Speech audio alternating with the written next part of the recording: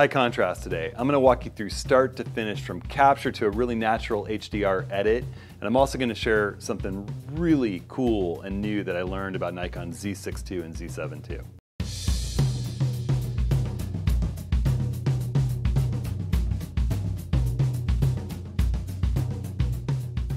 Well, hey everybody. Welcome to this week's Approaching the Scene. I'm Hudson. I want to thank everybody who's been liking, sharing, subscribing to this channel, supporting the channel, sending me email questions, commenting on the YouTube channel. You know, those comments, those questions really drive the content on this channel. I want to remind everybody there's a chaptered out sort of timeline. If you go to the bottom of this video, you can jump around, rewatch, or watch any part of this video you want, skip around, you'll be able to see right where you are. And I also put links to all the products and other videos that I reference when I'm talking in the video's main description, along with a time-coded table of contents where you can just click on any section that you want to watch or rewatch. Again, thanks to everybody who's been chiming in. Thanks to everyone who's been regularly participating in the office hours that I've been doing every couple of weeks, a big free kind of photography get-together on Zoom. We're going to be doing another one of those on December 15th, so make sure you sign up at hudsonharry.com/office hours and leave me questions there.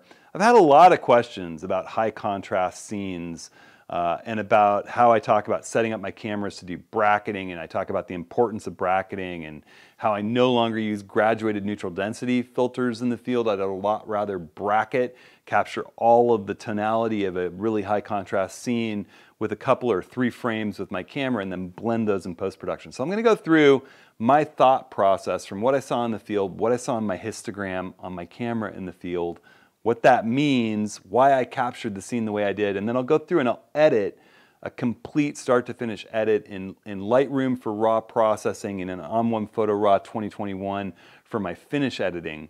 And I just want to, a little side note, I'm running a special alongside ON1 for this Photokit for kind of Cyber Week, Black Friday, where for $49.99 you can get a complete 12 video 4-hour course on sort of my complete ON1 workflow. If ON1's been something that you're curious about, or you haven't but you haven't used it that much, or you're curious about what the new version looks like, it's a pretty cool deal. It comes with 40 presets and a short course on equipment maintenance and sensor cleaning that's brand new for 2021, as well as 10 custom skies and a short ebook. So that's all at a pretty good deal for $49.99. I'm putting a link to that in the video description as well. All right, so let's jump in and let's talk about high contrast scenes. And this is the scene that I'm gonna go in and edit from start to finish for you guys and talk about how when I saw this in the field, why I knew I needed to do a bracketed capture for HDR processing and how I did that, and then we'll go through and do it. So I'll just quickly show you. This was on a workshop in 2019 that I ran in Moab with 10 amazing folks. Moab is literally one of my favorite places to go and photograph. It has amazing skies and rock formations, Arches National Park, Canyonlands National Park, just kind of ridiculous landscapes you wouldn't even believe existed if you didn't see it with your own eyes. And it's kind of a compositional playground that I just never get tired of. Now, one of the things that I've done in the past, and I don't know if I'm going to keep doing it at dawn, I may go at sunset instead of dawn and just talk people through how they could come up here on their own and photograph at dawn, is Mesa Arch. And it's a place I've photographed a ton. At dawn, it does this cool thing where the sun rises and it lights the arch warm, kind of glowing from within, and you can get a beautiful sun star as it kind of rims up, both off the horizon and off the top of the arch, if you make the sun really small and stop your camera down. And this morning, we didn't get that. The sun came out from behind this mountain and then went up into the cloud and sort of stayed hidden, so we didn't get that sun star. And I had kind of set up to get a little bit different view than normal, having shot this a bunch of times. The problem really is with Mesa Arch that there's always a gajillion people there every single dawn. I don't know that I'll ever go back there at dawn unless it's snowy and freezing cold, and I know there won't be too many people because it just winds up kind of turning into a mess with so many people trying to photograph at once. And I think me bringing in a workshop pre-dawn and setting it, it just winds up it winds up a mess. There's too many people in too small a space all trying to get the same shot. But I want to talk through something that happened afterwards. So you see this setup. We had a beautiful sky. It was partly cloudy. And then the sun started kind of breaking through and creating these rays later on in the morning after that traditional Mesa arch shot.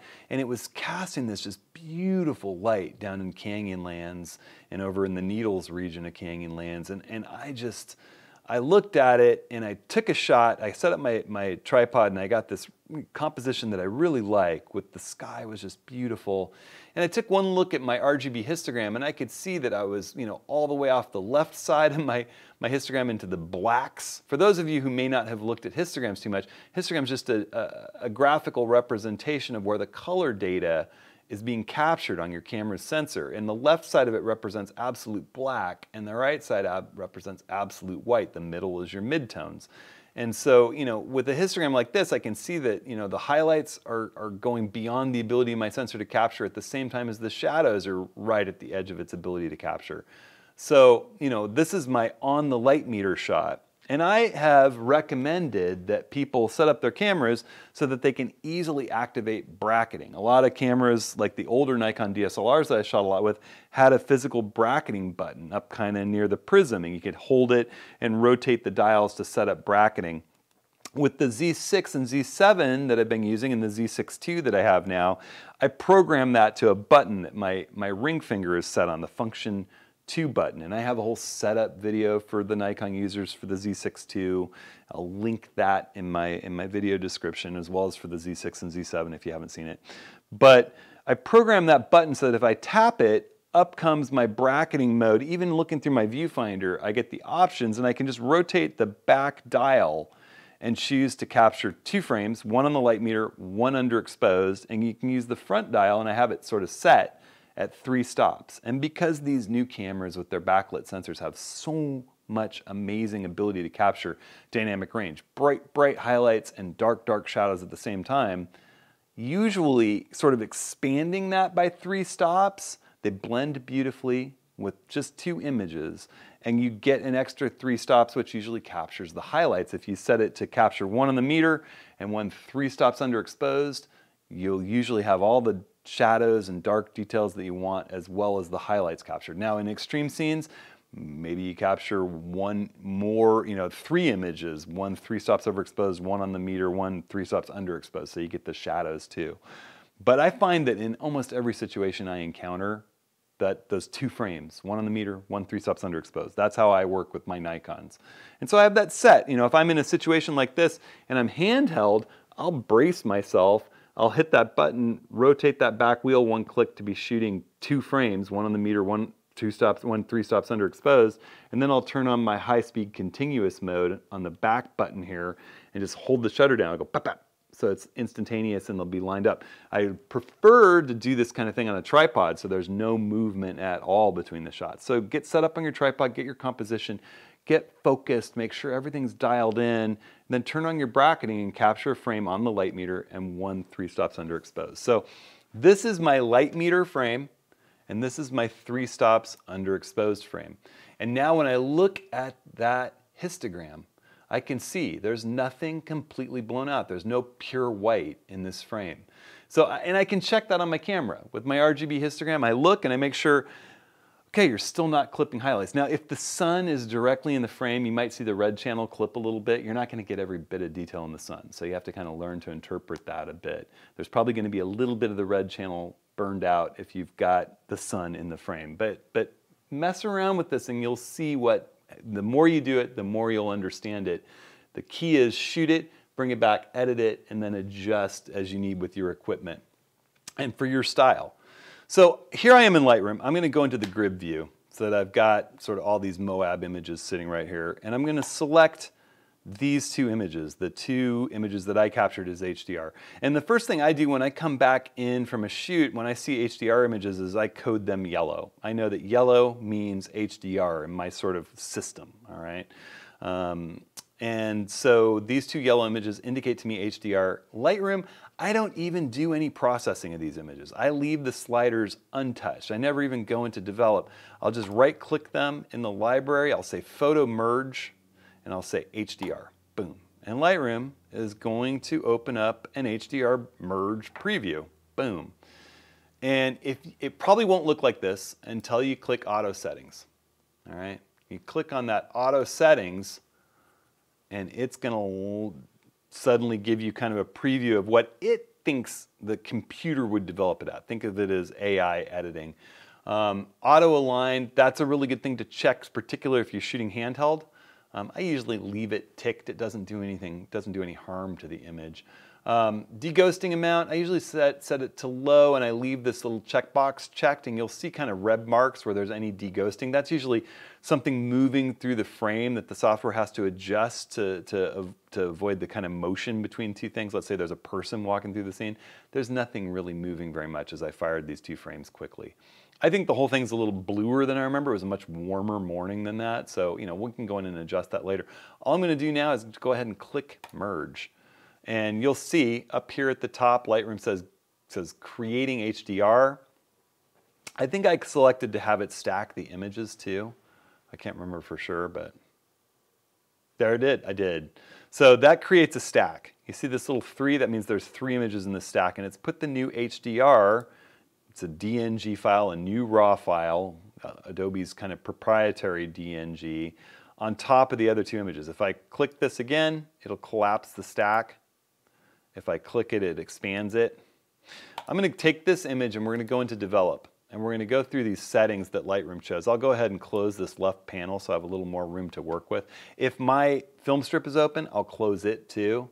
And you can see now I've got these 2 little check marks clicked. These are sort of highlight and clipping masks, and they're keyed into the histogram. So if I click this, it's going to show me any highlights that are pure white. Where that sun is almost peeking through the clouds, it's just about pure white there. So I want to go ahead and maybe just move my white slider a little bit. Yep, and I got rid of that. So now there's no pure white in the image. It's pretty close to white, but if I were to go to print, it would lay a little ink down there. Simple. Now all of a sudden we took all the tonality of those 2 images and blended them into one. As I said, this image seemed a little cool to me, so I'm going to warm it up as I remember it and get rid of that little bit of blue color cast that I was seeing particularly in the shadows. That's looking a lot better to me. Contrast, I don't know that I want to add any contrast at this stage of my process. I'm probably going to leave that alone.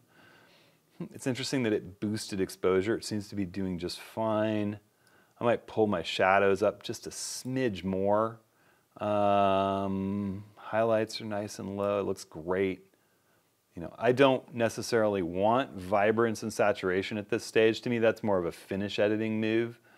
So I'm going to probably just zero those vibrance and saturation sliders out, have that nice natural raw processed image without going into doing a bunch of color work.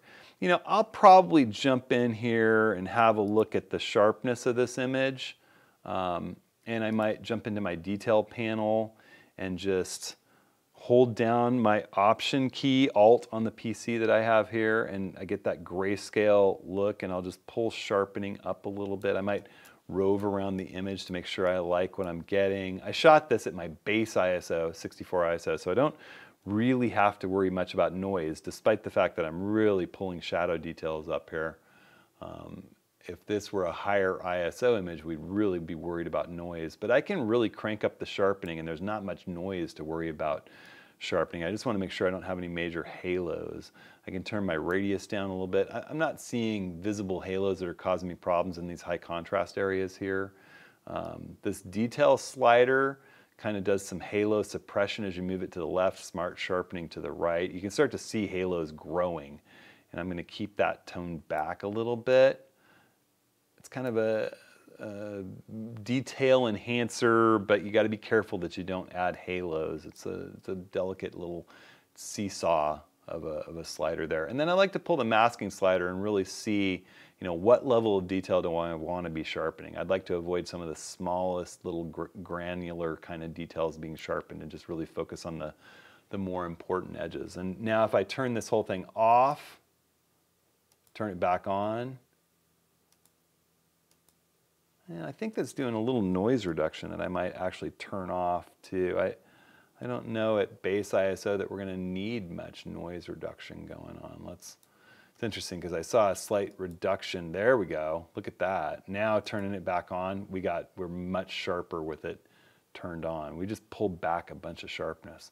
I'm not sure why I had any luminance noise reduction in there. It's probably part of that whole auto develop setting. But now we've got a nice bunch of God rays coming down into the scene. No blown out highlights, no blocked out shadows. This is our nice naturally toned HDR image.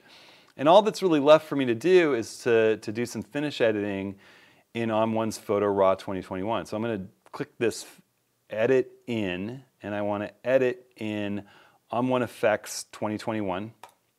I like to finish edit in effects. I want to edit a copy with all of Lightroom's adjustments built in, and I want that to be a Photoshop document, and I'd like to use ProPhoto RGB as my color space. I want it to be 16 bits. I want a nice big resilient file that's ready to edit, and it's going to create a new Photoshop document, 16-bit file in that big wide ProPhoto RGB color space. This is an editing master file. It's going to put it in the same folder that my raw file is in, stacked in with that raw file. So now when we take a look at the grid view in here, you're going to see there's 4 images. There's the Photoshop document, there's the HDR file, and then there's the 2 base files we used to create that HDR file.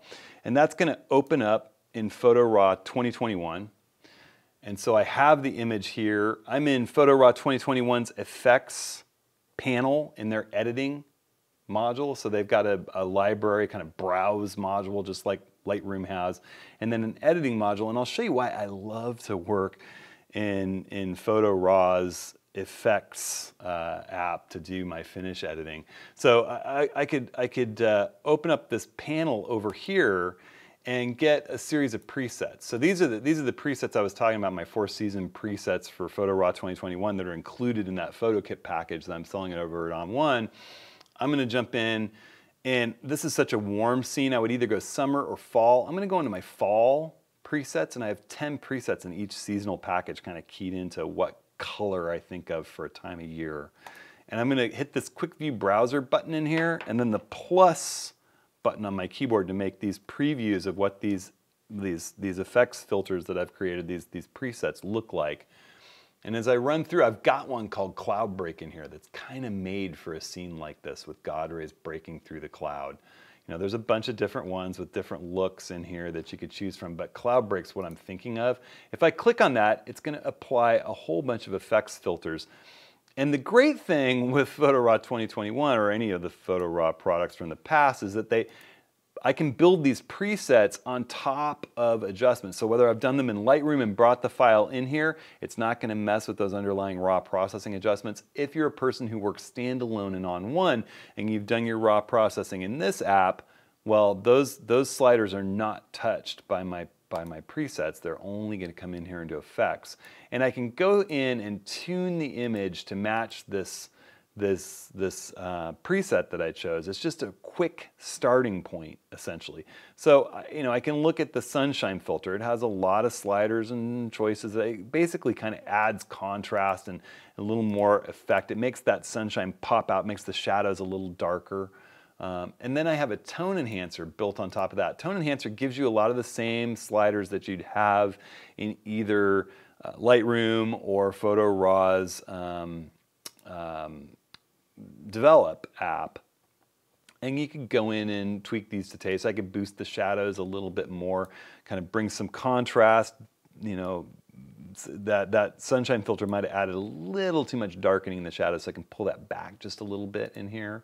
Dynamic contrast is a filter in ON1's effects that just adds a little micro contrast and sharpening, kind of gives the image some pop. I'm watching particularly in here in this kind of heart of the scene. It just makes it more vivid, makes it pop.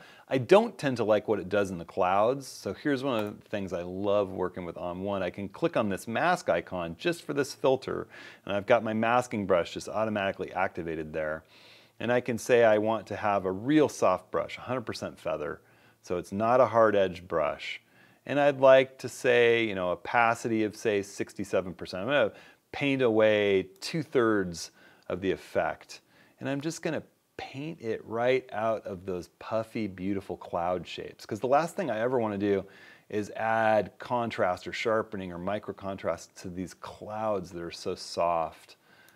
You know, as you do finish editing and you start to do kind of heavy processing on your image, I like to paint that out of the sky. One thing I really don't like is crunchy skies. I want a nice soft clouds like I see in nature. So now you can see I've just painted that filter in there, and I could copy it and apply it to another effect filter if I wanted to. I'm going to go into the color enhancer here and turn that on.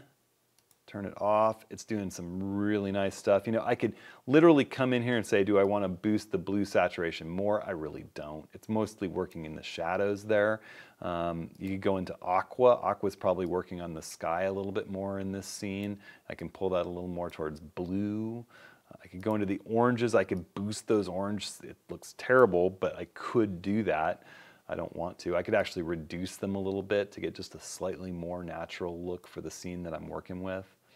The photo filter in this case is just adding a little bit more warmth overall to the scene, and I can reduce the opacity of that filter, make it much more subtle, or make it, it's a subtle filter in the first place, but I can make it more subtle by just saying I want it to only have a 50% opacity on this filter stack. And then I can take this vignette filter, and in every single image that I have a vignette, I'm going to adjust it for the particular image that I'm working on. So I'm going to pull my feather all the way to a hard edge for this vignette effect that I added in this particular preset. And I can adjust its roundness. I can make it rounder or more ovalized. I kind of like it ovalized like that. And I can make it smaller, let's say like that. And then I can take the centering tool and click and kind of drag it down. This is the heart of the scene to me. So I might take the roundness back just a little bit more and the size up just a little bit. And then I'm going to turn that feather back to as soft as I can get it, 100% feather, so that it fades into the image. You can't see that edge of it anymore. And I can make it the outer edge darker. You can see way too much, but you have a control over, you know, how subtle should this affect me. I tend to think subtle enough that no one would ever guess that I did it. And yet, it draws your eye into the center of the frame. And it's still a little drastic, maybe right there. So let's turn the preview off. This is what we had in Lightroom, which didn't look bad. And now it just has that extra something. And all I'd have to do is click done, and it will round trip right back with all those changes locked in Lightroom. It's going to come back up as that PSD file. All those changes will get integrated into this file in Lightroom. So that's coming back in as it saves. And there it is with all the changes built in. Cool. All right, so it's as easy as that. I really would urge anyone who's encountering these high contrast scenes and still thinking that they're about using graduated neutral density filters, you know, those filters that are clear on the bottom and dark on the top. Those were so great in the film days and the early days of digital, but our ability to blend multiple exposures with all the tonality that you need lets you do the kind of nuanced, more precise editing where, you know, the tree sticking up into the sky doesn't get darkened at the top half and left, you know, 3 stops more exposed on the bottom half. If you have a landscape with a big mountain sticking up into it, the mountain doesn't get darkened alongside the sky. Being able to just capture all the tonality in your frame through bracketing and setting up your camera so that you know exactly how to do bracketing. And in this mirrorless age, you know, with the Nikon cameras, just a touch of a button, one click of the wheel, boom, all of a sudden you're capturing 1 on the meter, 1 300 exposed, and that works for me in almost every scene, as I think you can see in this little editing tutorial. All right, so let's, speaking of Nikon, talk for just a second about a really, really cool feature that I've been testing and that I just love in the new Nikon Z6ii and in the Z7ii. For those of you who have this new Z6ii in your hand, or those of you who have the Z7ii in your hand, I'm pretty sure it's activated by default, but you're going to want to go in and check. You go into the menu and go into your setup menu. That's the little wrench icon on the left. And scroll down not too far from the top. It's a you know, one kind of scroll page down is save focus position. Make sure that setting's turned on. And the killer thing about it is you know, with these new focus by wire cameras, I actually thought, well, shooting in the Milky Way, for example, you know, you get your infinity focus locked in, and then if you turn off your camera to save battery, it kind of resets and restarts, and you lose that focus position. And you know, there's no exact setting on the lens. You can just spin the focus ring round and round and round. And I always thought of that as kind of a detriment. And this new setting the Nikon has turned it into a positive, because what it actually does is it remembers exactly where that lens was focused. And I've tested this. I'm going to do another video about it, but I've tested it where if you have save focus position turned on, you can actually focus your lens perfectly on exactly what you want. Say you're doing a still life with a real shallow depth of field and you want just this one little thing razor sharp and in focus with, you know, a 105mm lens at 1.4. You get that one little thing in focus. You can turn off the camera, you can spin the focus ring of your, say, 70, well, or let's say it's the 70 to 200mm lens, or your 51.8 at 1.8. You can spin that wireless focus ring as much as you want. If you turn the camera back on, it's still focused right where you left it. I've even tested, you can take the lens off to, say, put a filter over the sensor and put the lens back on. It stays focused exactly where it was. It's just amazing. It's one of the coolest features ever. I've had a lot of people too asking me, you know, they've just moved from DSLR into the mirrorless realm with the Z6 II, and they're still, you know, as I said, it takes a little practice to get the change in the way autofocus works down. And it really does revolve around that auto area autofocus and the wide area autofocus with eye detect and face detect turned on. If there's a face in your scene and it's frame filling enough, the face will turn a box around it. And if you hold down the AF on button, you have to hold down the AF on button if you're doing back button focus like I recommend. It'll lock focus on a face or an eye. There's a little arrow and you can switch between eyes or switch between faces. If it sees 5 eyes in the scene, you know, one person's got their head to the side and there's 2 other people in the frame, you can flip between those 5 eyes. Which one do you want in focus? And it'll precisely focus on that eye. If you have something moving in the scene and you're tracking it and it's pretty frame filling, it's going to lock on that thing that you're chasing with your camera and nail autofocus on that. The point where it becomes a little challenging is when you have something, say, running towards you from a distance. And it's kind of a static scene except for this one thing moving. The camera has a little bit of a hard time determining that that's the thing you want in focus. And if you think of another situation, maybe there are 3 penguins in the scene and there's only one you want in focus. Well, that's where you have to kind of direct it, and that's where subject tracking comes in. That's a thing you can activate or deactivate in the auto area autofocus mode, and it throws up a little square that you can run around on the screen, hit your AF on button, and it locks that target that's under the square, and the square will move around the screen with your target. And I like to set up an action mode where I'm in shutter priority with my U3 button. That's all in my setup video, my Nikon Z6 II setup video. I set it to U3. I set it to, the minute I turn it on, it's at 1250th of a second in shutter priority mode to capture birds in flight or animals in motion or sports action and freeze the motion. I can adjust it from there with my rotating dials just to make the shutter speeds slower or even faster. But it takes bracketing off that function 2 button. I'm not going to be bracketing in action scenes. I can't do HDR with moving subjects like that. And it changes it to the subject tracking activation turning on and turning off with that 4th finger on my hand.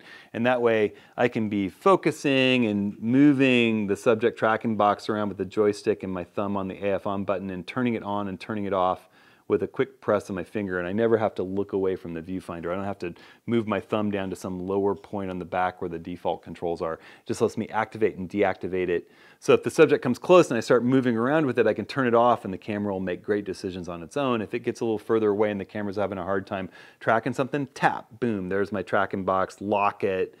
The minute it comes in close and it's starting to move around, that tracking box is going to have a hard time. So I turn it off and then the camera does a good job without it. The other thing to try is dynamic area autofocus, for those of you that are new to it. I don't think it works as well as the DSLR era. I think it's kind of a holdover from the DSLR era. I think that it's a little bit like center weighted metering was a holdover from the manual camera era when matrix metering came out. All of the focus is going to be on auto area autofocus. I can just about guarantee it. It's where the sensor gets to use its amazing digital smarts and make all the decisions it needs to make by what it sees on the sensor, and it's only going to get better and better and better. All right, so that's that. I want to remind everybody, December 15th, we're going to have another office hour session Tuesday, 10 a.m. Pacific. Make sure you sign up for that at hudsonhenry.com/office hours. You can leave a question while you're at it, and we'll just have a fun discussion on Zoom and YouTube Live with Rick, Woody, Darren, and David. So, hey everyone, thanks so much. I hope that you're enjoying the holiday season as much as is possible safely, given the weird circumstance that we're at this particular holiday season. I know my family, we were planning on a big family get-together, and instead we chose to just kind of take the kids and my aunt who lives with us in our kind of COVID bubble and head off to the Oregon coast, and we just enjoy being kind of in a wild and scenic part of the coast and Zooming with family instead, just to stay safe. So hope all of you are staying safe, staying creative, and enjoying family any way that you can. All right, thanks so much. We'll see you next week.